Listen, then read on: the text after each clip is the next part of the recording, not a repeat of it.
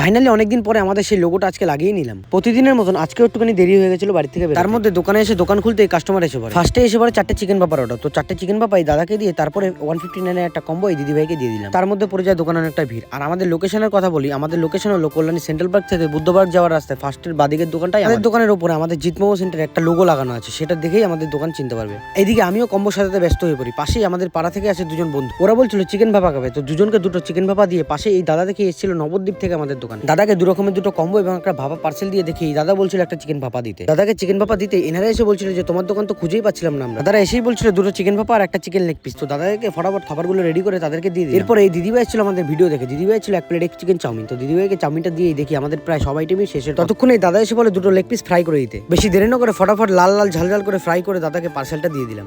এদিকে লাস্টে বেঁচে থাকে কিছু চাউমিন, 4 প্লেট চাউমিন অর্ডার এসে পরে আমাদের চাউমিনও প্রায় শেষ হয়ে যায়। তারপরে সবাইকে এক এক করে চাউমিনগুলো দিয়ে লাস্টে এই দাদাকে এক প্লেট চাউমিন পার্সেল করে দিয়ে চলে আসি বাড়ির দিকে।